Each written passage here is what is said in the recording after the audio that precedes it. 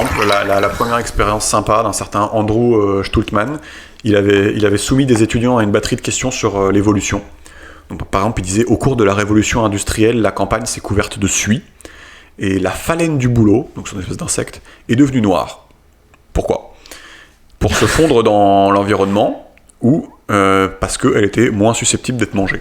Donc évidemment, c'est parce qu'elle était moins susceptible d'être mangée et que donc c'est la phalène noire qui a survécu parce que tout était noir avec la suie. Et en fait, il s'est rendu compte que il n'y a aucune corrélation entre les bonnes réponses et la croyance dans le fait que la sélection naturelle explique l'origine des êtres humains. Donc en gros, les gens croyaient en l'évolution sans comprendre, et vice-versa. Donc en gros, les gens croyaient à l'évolution non pas parce que ils ont une culture scientifique étayée, mais parce qu'ils se revendiquent à une appartenance à une sous-culture progressiste et laïque, par opposition à une culture conservatrice et religieuse, si bien qu'en 2010, la National Science Foundation a retiré la question sur l'évolution de son test de culture scientifique, car les réponses s'apparentaient plus à un test de religiosité que de compréhension. Ok, mais du coup, qu'est-ce qu'il veut montrer avec ça ? Il veut montrer qu'en gros, là, en fait, il commence à ouvrir le débat sur le fait que les gens croient des choses plus par appartenance tribale que parce que en fait, ils ont compris comment ça marchait et pourquoi ça marchait. Après, je vois son point, mais je sais pas si c'est pertinent, dans le sens où, genre, on a une capacité de traitement de l'info et une capacité à s'intéresser aux choses qui est limitée, tu vois. On a 24 heures dans une journée, on taffe, on a les gosses, on a des excuses, je suis d'accord. Oui, c'est ça, et du coup, genre, on peut pas s'intéresser à 1000 sujets, donc il y a des sujets sur lesquels on s'intéresse et on comprend comment ça marche, et il y a des sujets, on y croit un peu de manière, ce qu'il appelle religieuse, ou de manière au feeling, en gros, parce que juste, on n'a pas le time de s'y intéresser, mais on a l'impression que c'est stylé, tu vois. Ouais, mais on peut avoir conscience que sur ces sujets-là, on n'y connaît rien. Le truc, on peut se dire, bon, en fait, là, j'y connais pas vraiment, j'ai un feeling, etc., et ne pas s'y accrocher. Oui, c'est vrai. Donc, t'as vu comment je me suis pas accroché C'est pas accroché. Non, mais en fait, ce qu'il dit, c'est que il faut quand même se rappeler que de traiter, enfin que ce comportement-là, donc traiter ces croyances comme des serments d'allégeance, c'est complètement rationnel d'un point de vue darwinien, puisque je vais pas changer le monde, moi, en croyant plutôt X ou Y, mais par contre, si ma croyance elle fait une différence énorme par rapport au respect dont je jouis au sein de ma tribu. Je vois. Donc si tu crois comme tout le monde, eh ben, ton statut social il va être élevé, et donc tu vas avoir une descendance féconde. Et donc Benjamin Franklin disait qu'il est commode d'être un animal raisonnable qui connaît ou invente un prétexte plausible pour tout ce qu'il a envie de faire. Ok. Voilà. Ok. Et là, on va monter en puissance dans les expériences parce que ça devient de plus en plus hardcore. Ok, mais juste du coup, pour revenir, donc son point, c'est de dire qu'il y a plein de choses auxquelles on souscrit ou qu'on défend sans nécessairement comprendre comment ça marche. Ça, c'est le premier point, mais ça va aller beaucoup plus loin. Ok. Notamment, il parle d'une autre expérience où on avait présenté à des gens une fausse étude sur les effets de la peine de mort. Et donc, déjà, la première étude, c'était que ça avait un effet dissuasif sur les meurtres. Et la deuxième, c'était que ça n'avait pas un effet dissuasif sur les meurtres. Okay. Voilà. Et on voyait que les interrogés se mettaient immédiatement à pinailler sur l'étude si jamais elle contredisait leur point de vue. Et ils étaient encore plus polarisés qu'avant si ça contredisait leur point de vue. Et il dit les gens recherchent surtout des informations pour étayer ce qu'ils pensent déjà, mais pas forcément pour étayer leur opinion. Donc ça c'est... Ça c'est intéressant, parce que ça rejoint aussi les histoires de bulles d'informations, Facebook, machin, Internet, en gros on va cliquer, on va regarder que... Et c'est d'actualité, quoi. Et on va chercher des excuses pour ce qu'on pense, et on va chercher des autorisations. Est-ce que j'ai le droit de penser ça plutôt que chercher à connaître les arguments de... Et ça c'est intéressant parce que je trouve que ça pourrait pas mal orienter aussi l'éducation des enfants. Dans le sens où, enfin moi je sais pas, après j'ai fait la majorité de ma scolarité au Liban, mais genre je me rappelle pas avoir eu un moment où on me disait va chercher des gens qui sont pas d'accord avec ce que tu penses. On me disait il faut croiser les sources, tu vois, ça on te dit, mais on te dit pas va expressément chercher des gens qui sont pas d'accord, sinon t'es un bolos. Et en fait c'est important de faire ça. En France je me souviens pas d'une seule fois où genre on parlait de métacognition, c'est-à-dire de cognition sur la cognition, genre à l'école. Ouais. Genre, je me souviens pas d'une seule fois où on m'a parlé de ça. Non, ça commence un tout petit peu, je crois. J'espère. Essayer d'entrer à l'école, quoi. Et en vrai, tu vois, je trouve qu'on t'apprend l'esprit critique. On te dit ne prends pas pour argent comptant ce qu'on te dit. Ça va. Et puis on l'a pas mal en France. On te dit croise les sources. Mais pour moi, il y a un autre truc, c'est on devrait te dire cherche un truc qui est différent de ce que tu penses. Ouais. Et du coup, je vais dropper une bête de citation. C'est Faudrait mettre une petite mise en scène. Je crois que c'est Stuart Mill, je crois. En plus, il dit le nom et tout. Et il disait celui qui ne connaît que son côté de l'argument connaît mal son sujet. Ouais. Et donc en gros, c'est ce qu'on dit. Et en fait, moi, je pense que les gens s'en branlent de connaître bien leur sujet. Ils veulent juste avoir une excuse pour être bien vu de leur tribu. Mais après, tout est temporisé parce qu'a dit Georges, c'est qu'on peut pas toujours tout connaître, quoi, en fait. Non, mais là, tu vois bien. Du coup, ce que tu vas faire par réflexe, en effet, j'imagine, c'est d'aller vers ce que un peu la tribu pense pour être bien vu de la tribu. Tu vois bien que là, les gens pinaillent sur l'étude lorsque ça contredit leur opinion. Et là, avec le prochain truc, on va aller encore plus loin. C'est le tableau que tu es en train d'afficher. Donc c'est une autre expérience où en gros ils disent aux gens bah voilà, il y a une nouvelle crème cutanée avec traitement ou sans traitement, c'est quoi les gens qui ont eu une amélioration de leur état de santé et c'est quoi les gens qui ont eu une aggravation de leur état de santé. Et donc ils demandent aux gens et bah, les gens qui sont quand même un peu fut-fut, bah, ils font un pourcentage, quoi. Ouais. Voilà. Pour voir est-ce que ça améliore vraiment l'état de santé ou est-ce que ça améliore pas l'état de santé. Et donc on voit que là la crème elle fait plus de mal que de bien parce qu'il n'y a que 50% qui ont eu une amélioration, mais il y a eu plus de...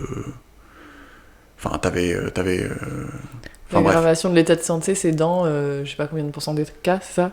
Bah tu vois qu'il y a 75 personnes qui ont eu une aggravation d'état de santé contre 21 et 223 qui ont eu une amélioration contre 107. Et donc les ratios sont clairement en faveur de l'aggravation.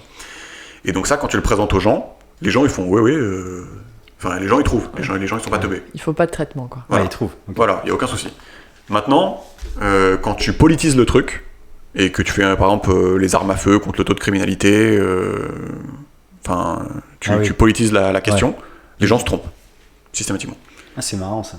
Donc ça c'est quand même hyper triste, c'est-à-dire que sur la crème cutanée, les gens arrivent à raisonner de manière mathématique, et dès que le sujet prend une espèce de couleur politique, les gens n'arrivent plus à raisonner. Ouais.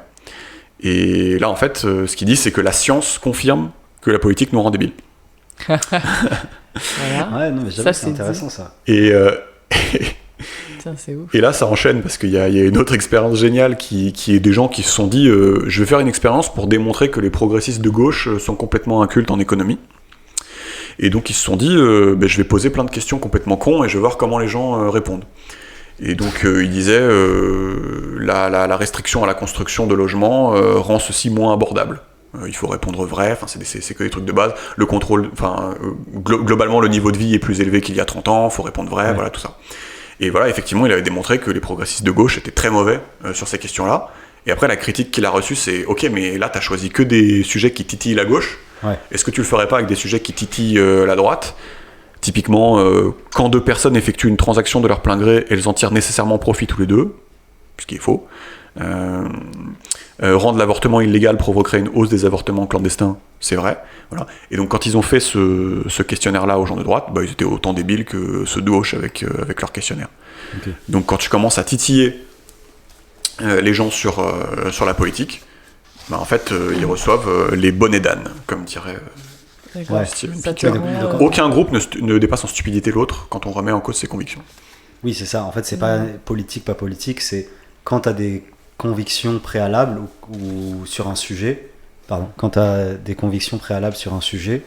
Ouais. Ce qu'il dit, c'est qu'en gros, quand tu t'es renseigné ou tu as discuté ou tu as eu des convictions sur un sujet, du coup, il t'est beaucoup plus dur de l'aborder de manière rationnelle.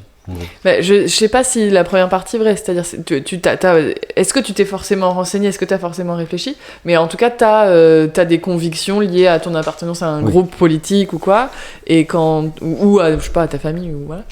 Et quant à ça, tu vas être complètement biaisé dans ta façon de répondre à des questions qui, objectivement, si tu réfléchis 2 minutes, tu vas te dire ça a priori c'est vrai, ça c'est faux, quoi. Ouais. Donc, dernière expérience qui va dans ce sens-là, c'est que, et ça, je pense que c'est hyper connu. Et ça, c'est pas mal parce que ça rejoint les histoires de biais cognitifs du Daniel Kahneman, là. Complètement, et on va faire aussi The Righteous Mind. Ça, c'est des sujets qui sont super intéressants. Ah, tout se rejoint. Tout se rejoint. On lit que les mêmes bouquins, de toute façon. On lit que les mêmes livres. Et on est dans la bulle. Tu crois qu'on est dans notre bulle en fait? On est dans la bulle. En fait, on est complètement con. Il faut lire un bouquin de Trump ou de. C'est ça. Voilà, j'avoue. Non, mais je me pose la question. Mais j'avoue qu'on dit qu'il faut lire des bouquins opposés. En fait, on lit pas des bouquins opposés. Vous appliquez pas vos propres. J'avoue, mais faut lire des bouquins d'un bolos, tu vois. Donc, dernière expérience qui est ouf, c'est depuis 1980, le psychologue Philip Tetlock étudie ce qui distingue les pronostiqueurs fiables des nombreux oracles qui sont souvent dans l'erreur mais jamais dans le doute. Et donc en gros, il a invité plein d'analystes, de chroniqueurs, d'universitaires, d'amateurs éclairés. Il leur a posé des questions fermées, du genre est-ce qu'un pays va sortir de la zone euro d'ici 15 ans, et évaluer la probabilité. Et il a comparé l'ensemble des prédictions d'un seul pronostiqueur, qui pouvait gagner des points comme avec des paris cotés, quoi. En gros, tu pouvais faire des paris et gagner des points. Donc 20 ans et 28 000 prédictions plus tard, comment les experts se sont débrouillés, aussi bien qu'un chimpanzé lançant des fléchettes. Donc, qui sont les super pronostiqueurs et qui sont les bonnets d'âne? Donc les bonnets d'âne, c'est systématiquement ceux qui avaient de grandes idées de droite ou de gauche, qui défendaient avec une confiance communicative mais mal avisée. Ils appliquent aveuglément leur grille de lecture prédéfinie, et les traits même qui leur valaient toute leur attention à la télé, par le public, c'était ce qui en faisait des mauvais pronostiqueurs. Donc plus ils étaient célèbres, plus l'événement relevait de leur domaine de compétences, plus ils disaient de la merde. Et donc en gros, c'est ouf, voilà. Et donc il dit c'est qui les super pronostiqueurs? C'est des gens qui s'appuient sur de nombreux outils d'analyse variés, choisissant les mieux adaptés aux problèmes, informations nombreuses et recueillies auprès de sources diverses, des gens qui admettent très facilement qu'ils se sont trompés, intelligents mais pas brillants, 5e supérieur de la population. Mais pas brillants. Voilà. Pas trop, sinon anti-impulsifs, se méfient de leurs premiers sentiments, ni de gauche ni de droite. Pas humbles de leurs capacités, mais humbles de leur opinion, qui traitent comme des hypothèses à vérifier et non des trésors à garder. Et des gens qui répondent à la question « changer d'avis est un signe de faiblesse », c'est des gens qui répondent « pas d'accord ». Et donc là, il dit « le principal ennemi de la raison dans la sphère publique aujourd'hui est la politisation, et donc pas l'ignorance, ni la maîtrise des chiffres, ni les biais cognitifs. » Franchement, c'est intéressant. En gros, la politique rend teubé. Mais du coup... C'est que la politique rend teubé et que ta capacité à anticiper l'avenir ou à deviner l'avenir, elle se réduit avec tes convictions. C'est ça. Et en gros, elle dit plus t'es neutre, froid, analytique. C'est ça. Plus t'as une capacité, ce qui est un peu intuitif. Mais quand t'es neutre, froid, analytique, c'est pas ce qui te fait gagner l'adhésion des autres en fait. C'est ça. C'est un peu ça le problème. Ouais, c'est ça. Ouais. Donc ça veut dire que les politiciens là, ils sont coincés quoi. Parce que eux, ils ont besoin de l'adhésion. Oui, j'avoue. Et pour se faire élire et tout. Mais du coup, ça. Alors sauf s'ils ont ils peuvent faire semblant, j'en sais rien. Mais si a priori c'est des gens plutôt de conviction en général, c'est parce que c'est ça qui te convainc. C'est ce qu'il dit dans. Et du coup, eux, ils sont forcément un peu teubés sur les différents sujets. C'est horrible de se rendre compte. Il dit la mauvaise nouvelle, c'est que ce sont les plus susceptibles d'aller voter, de contribuer financièrement en campagne et de faire pression sur les représentants. C'est ceux qui sont les plus politisés. Ça, donc c'est ça la mauvaise pas nouvelle. que pour les politiciens, mais d'une manière générale, les gens politisés, c'est ça. C'est ça.